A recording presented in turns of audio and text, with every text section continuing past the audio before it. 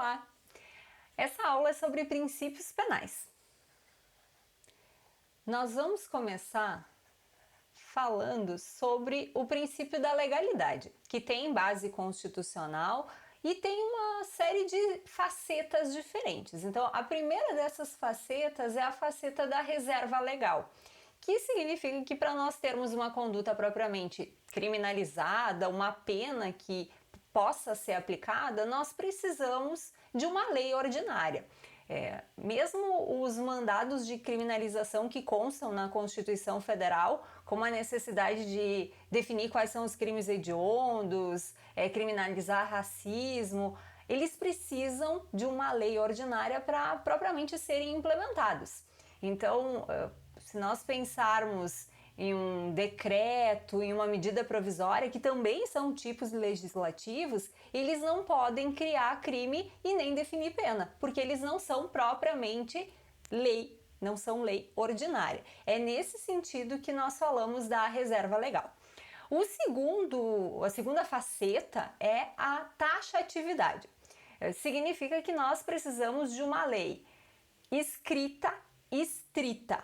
Ou seja, a lei tem que ser clara, ela tem que definir claramente qual é a conduta proibida. E eu não posso interpretar isso de forma ampliativa, usar analogia para poder punir uma conduta que é um pouco parecida. Então, eu puno o que está previsto expressamente lá na legislação, e se a conduta é parecida, mas não consta expressamente na legislação, eu não posso punir.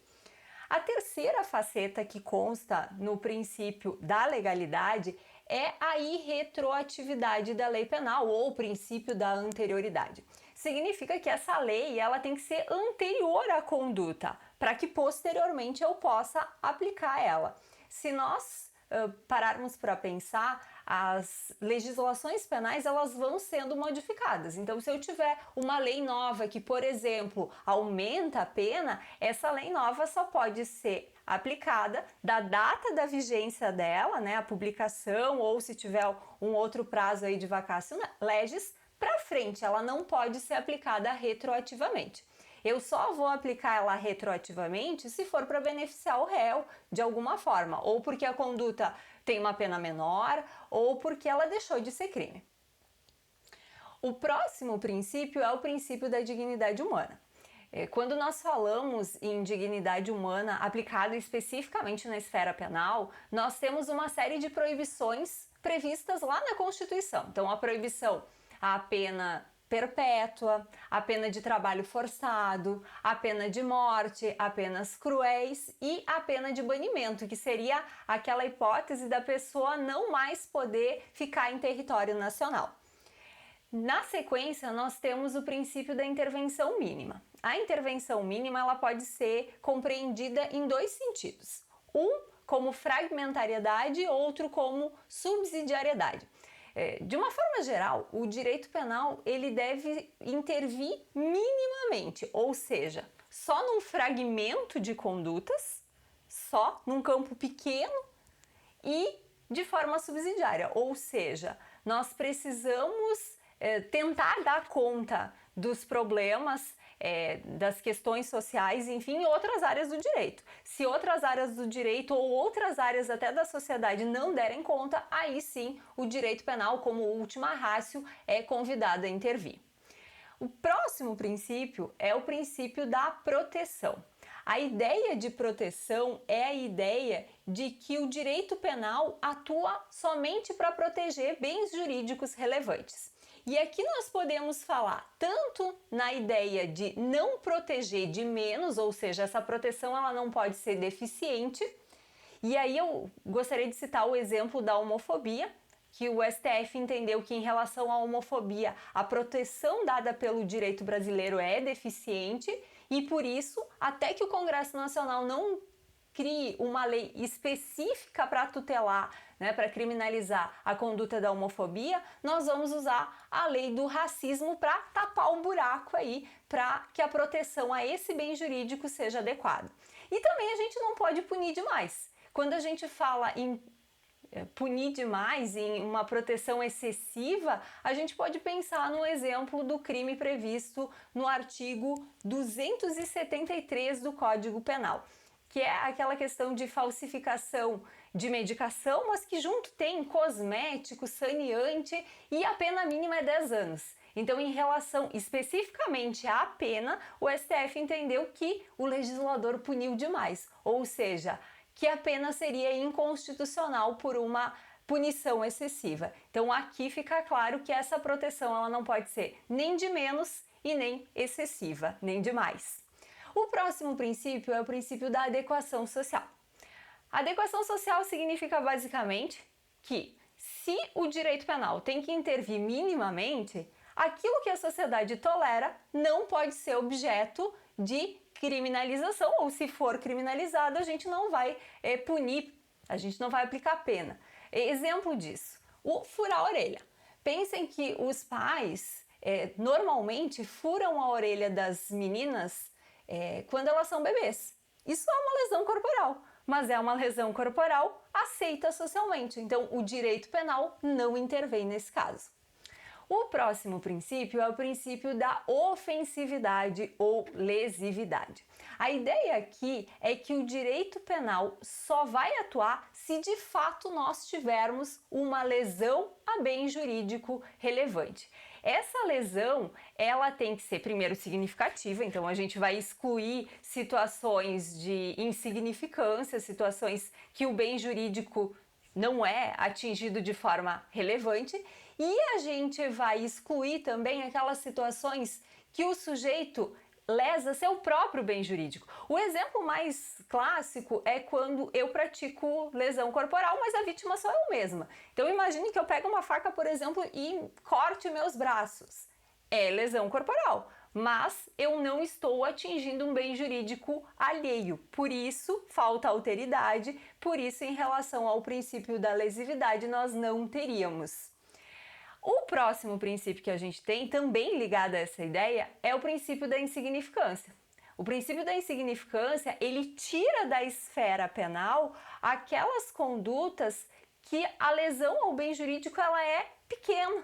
E é claro que vai ter uma série de exigências para aplicar esse princípio. Eu não posso, por exemplo, aplicar a insignificância se nós tivermos violência, se nós tivermos condutas reiteradas, mas se eu tenho, por exemplo, o furto de um pacote de macarrão, de regra tem como usar o princípio da insignificância. Não vai ter como fazer incidir esse princípio se aquele patrimônio, mesmo que para um cidadão normal seja um patrimônio pequeno, mas para aquela vítima específica aquilo é relevante. Então imagine que eu furtei um pacote de macarrão de uma pessoa que está em situação de fome extrema. Bom, essa pessoa não tinha condição de comprar quase nada, né? Tinha lá um pacote de macarrão e um pacote de salsicha e eu furtei o pacote de macarrão. Então, nesse sentido, a vítima teve um prejuízo significativo e, portanto, não daria para aplicar esse princípio da insignificância. Depois nós temos a proporcionalidade. A ideia aqui do princípio da proporcionalidade é que a intervenção penal ela tem que ser necessária, adequada e proporcional. Ou seja, o custo gerado pela aplicação de pena, ele tem que ser menor, ele tem que ser compensado com o benefício social que aquela intervenção gera. Depois nós temos o princípio da individualização da pena. Esse princípio, ele tem um pezinho lá na Constituição Federal, né? Ele é exigência constitucional e ele tem sido muito usado nos últimos tempos pelo STF. Como exemplo, eu posso citar a situação envolvendo os crimes hediondos. Nós temos previsão expressa lá na Lei de Crimes Hediondos que toda vez que se tem um crime hediondo, o regime prisional inicial tem que ser fechado. O STF entende que isso viola a individualização da pena, que é aquela exigência que cada pena para cada indivíduo ela tem que ser exata, tem que considerar todos os aspectos daquele caso concreto. Então, eu não posso ter uma exigência genérica que toda a situação assim vai ser tratada dessa forma. Por quê? Porque eu não considero as peculiaridades do caso. Na sequência, a gente tem o princípio da intranscendência da pena, que é aquela exigência que a pena não passe da pessoa do condenado. Isso aqui também tem raiz lá na Constituição Federal e lembrando que a exigência aqui é que a pena, ou seja, pena privativa de liberdade, a pena de multa, enfim, que ela não passe do condenado. Mas o dever de indenizar, ou seja, o dano causado pelo crime, ele tem que ser reparado. E esse sim, se o condenado eventualmente falecer, vai poder passar para os seus sucessores. Óbvio que até o limite da herança, né, dos bens que foram deixados por esse condenado. Depois nós temos aí o princípio do ne bis in idem ou no bis in idem, que significa que eu não posso punir duas vezes pelo mesmo fato a mesma pessoa. A observação óbvia aqui é, bom, se a pessoa já foi responsabilizada por um fato, eu não posso acionar ela criminalmente de novo. Mas tem uma situação que não é tão óbvia. Imagine aquela pessoa que respondeu um processo criminal e que nesse processo criminal essa pessoa foi absolvida. Essa pessoa ela não pode ser acionada de novo pelo mesmo fato, mesmo que a gente descubra alguma prova nova. Então, quando eu tenho uma sentença absolutória que já transitou em julgado, mesmo que surja a prova nova, eu não posso demandar novamente aquela pessoa. Depois nós temos a vedação ao crédito carcerário. Aqui significa que eu não tenho como acumular pena cumprida, né? Mesmo que tenha sido injustamente, para poder usar para cometer um crime. Então, existe sim o reconhecimento que o Estado pode errar, que pessoas podem ficar presas indevidamente, e aí essa pessoa vai ter direito de buscar uma indenização do Estado. Mas eu não tenho, volto a repetir, o direito de usar isso como um bônus para cometer algum crime. A gente pode pensar em, por exemplo, uma prisão cautelar. Alguém que foi preso temporariamente, ficou 30 dias lá e depois nem foi denunciado. Esses 30 dias podem ser abatidos de uma eventual condenação? Sim, podem, desde que essa condenação se refira a um fato anterior. Por quê? De novo, eu não posso ter esse sistema de crédito carcerário. Então, se eu tenho 30 dias, mesmo que seja em uma prisão temporária indevida, eu não posso usar esse saldo dos 30 dias para cometer um crime e abater. Isso é bem importante. O princípio da culpabilidade, ele pode ser entendido em uma série de facetas diferentes. A primeira das facetas a gente pode falar na necessidade de responsabilização subjetiva. O direito penal brasileiro não admite em nenhuma hipótese que se fale em responsabilidade objetiva. Eu tenho necessariamente que comprovar dolo ou culpa.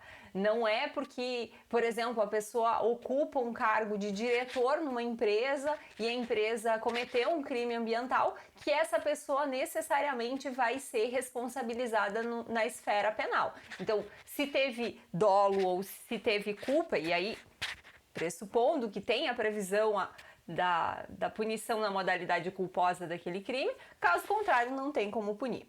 Além disso, a gente pode falar em responsabilidade pessoal. Então, eu não vou ser responsabilizada por uma conduta que meu pai praticou. Necessariamente, eu vou responder só pelos meus atos na esfera penal. E além disso, a gente pode pensar na culpabilidade como vinculada tanto à teoria do crime, lá como o terceiro degrau dentro da teoria do crime, né? O fato culpável, e também posso falar dentro da teoria da pena. Dentro lá do artigo 59 do Código Penal, nós temos a culpabilidade como a reprovabilidade social daquele fato. Depois nós temos o princípio da isonomia. O princípio da isonomia, ele fala em igualdade de tratamento. É a ideia que as pessoas que cometem, por exemplo, estelionato, vão ser responsabilizadas pelo mesmo artigo, pelo 171, e o mesmo patamar de pena. O último princípio que nós vamos falar é o princípio da presunção de inocência. Esse princípio ele tem uma esfera mais processual do que propriamente penal, mas lembrar que nós temos que tratar como inocente todas as pessoas investigadas, acusadas, e até não ter um trânsito em julgado. Então, mesmo que eu tenha em primeiro grau uma condenação, eu não posso tratar essa pessoa como já condenada definitivamente. Até não transitar em julgado, por exigência constitucional, eu tenho que tratar como inocente. Aqui é importante lembrar da jurisprudência do STF. Se falou muito da questão de prisão em segunda instância, hoje é pacífico que, mesmo tendo em segunda instância uma condenação ou a confirmação de uma condenação, até não ter o trânsito em julgado daquela sentença, eu não posso exigir o cumprimento de pena e, com isso, por óbvio, eu não posso tratar a pessoa já como condenada. Com isso, nós encerramos essa aula. Obrigada e até mais. Tchau!